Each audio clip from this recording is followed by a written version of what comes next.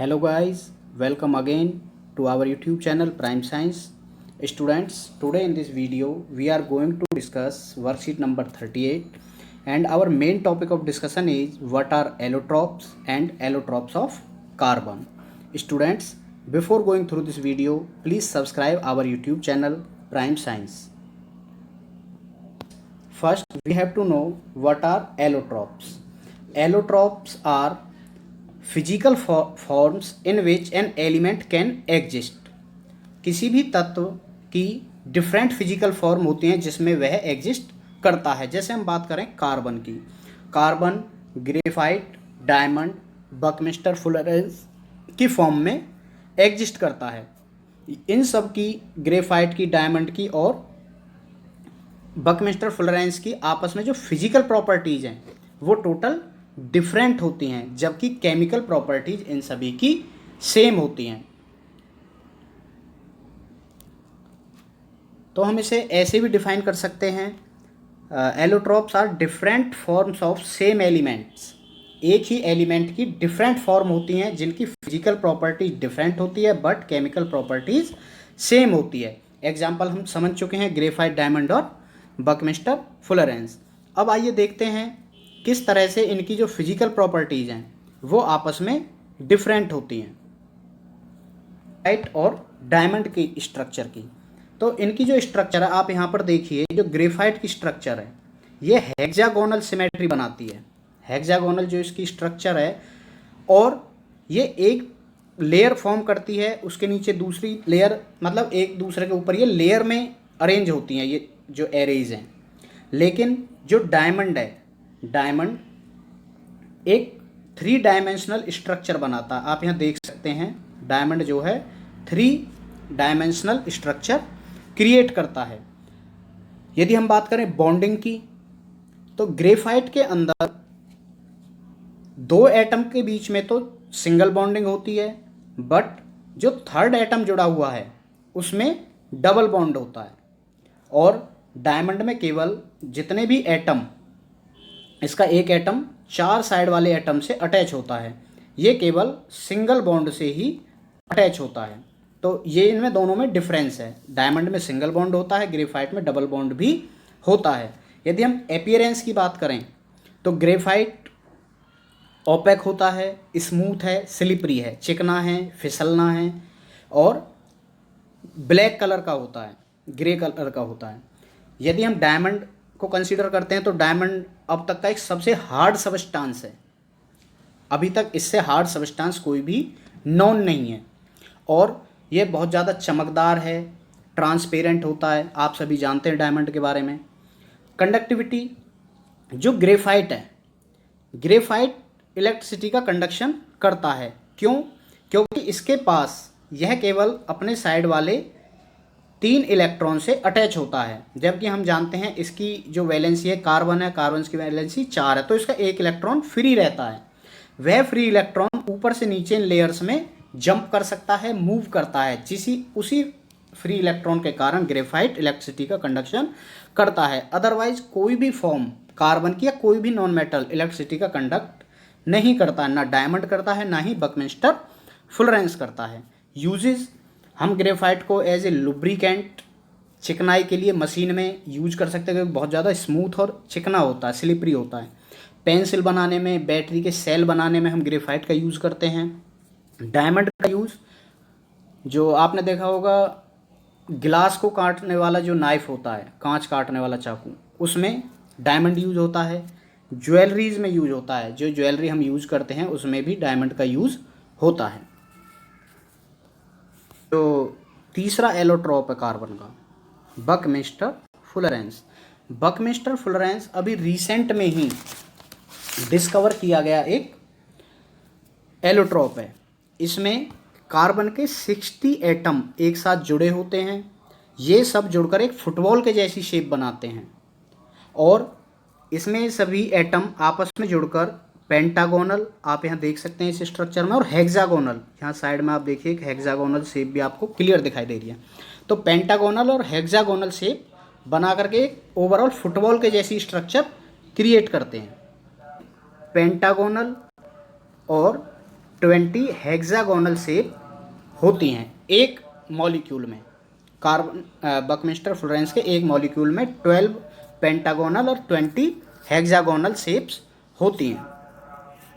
इसका नाम Buckminster Florence इसलिए रखा गया क्योंकि एक बहुत फेमस आर्किटेक्ट हैं अमेरिका के, जिन्होंने एक गुंबद, एक डोम डिज़ाइन किया था एक हॉल का, जो इंटरनेशनल एग्जीबिशंस के लिए है अमेरिका में। उसका डिज़ाइन इसके शेप से रिजेंबल करता है, मैच करता है, तो इसीलिए इसका नाम उन आर्किटेक्ट के नाम पर बकमिस्टर फ्लोरेंस रखा गया है।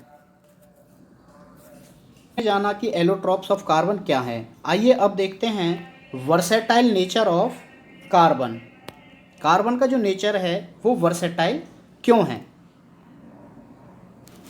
लास्ट वीडियोस में मैंने आपको समझाया था कि जो कार्बन है, कार्बन के साथ मिलकर कोवेलेंट बॉन्ड बनाता है, और इस तरह से जो कंपाउंड्स बनते हैं उन्हें हम ऑर्गेनिक कंपाउंड या कार्बन कंपाउंड कहते हैं। किस कारण से जो कार्बन की नेचर है वो सबसे यूनिक है।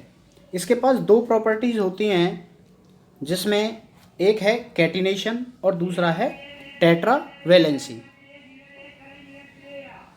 यदि हम बात करें कैटिनेशन की, तो catenation is the ability of carbon to form bonds with other carbon atom.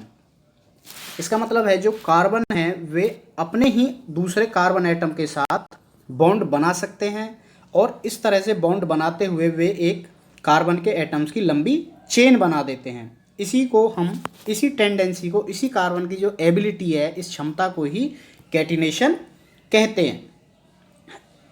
जो सिलिकॉन है, सिलिकॉन भी अपने 7 या 8 एटम्स को इसी तरह चेन बनाकर, बॉन्ड बनाकर जोड़ सकता है, लेकिन जो सिलिकॉन की चेन है, जो सिलिकॉन का एक कंपाउंड बनेगा, ये बहुत ज़्यादा रिएक्टिव है, ये स्टेबल नहीं होता है। जबकि जो कार्बन के कंपाउंड बनते हैं कैटिनेशन से, वो बहुत ज़्यादा स्टेबल होते हैं, क्योंकि कार्बन कार्बन की बॉन्डिंग आपस में एक स्ट्रॉन्ग कोवेलेंट बॉन्डिंग होती है।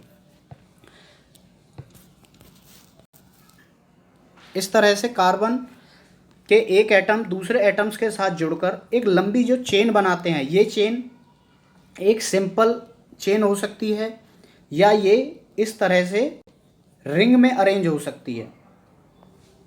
अभी हम आगे टॉपिक्स में इसको भी पढ़ेंगे।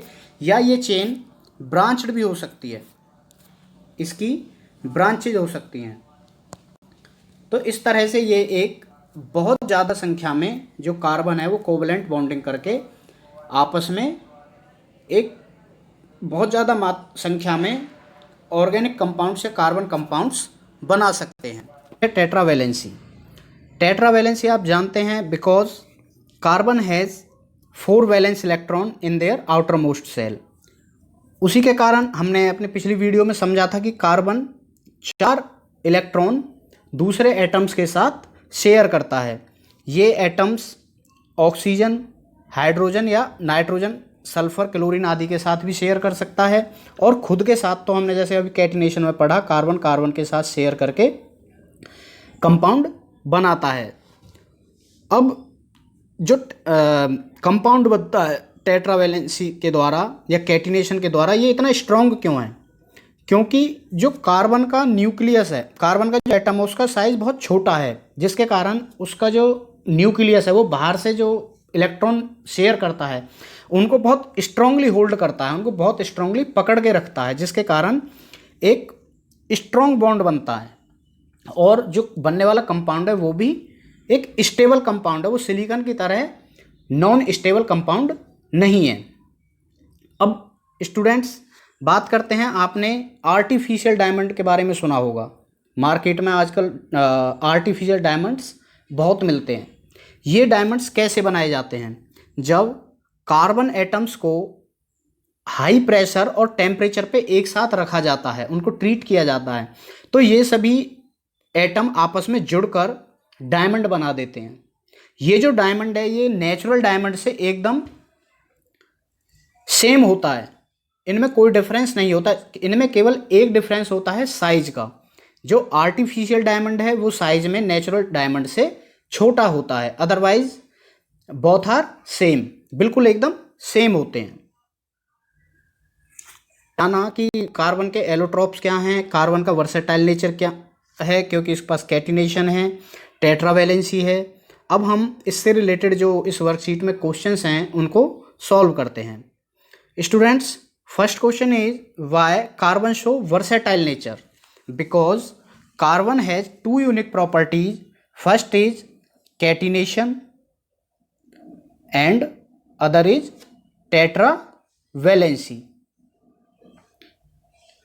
कैटिनेशन के कारण इसके अपने ही एटम दूसरे एटम्स के साथ बॉन्ड बनाकर एक लंबी चेन बना सकते हैं, नए कार्बन कंपाउंड्स बना सकते हैं, इसलिए इनका जो नेचर है वो वर्सेटाइल है। और दूसरा टेट्रावैलेंसी की बात करें तो इसके एटम अदर एटम से 4 इलेक्ट्रॉन शेयर करके भी नए कंपाउंड्स बना सकते हैं।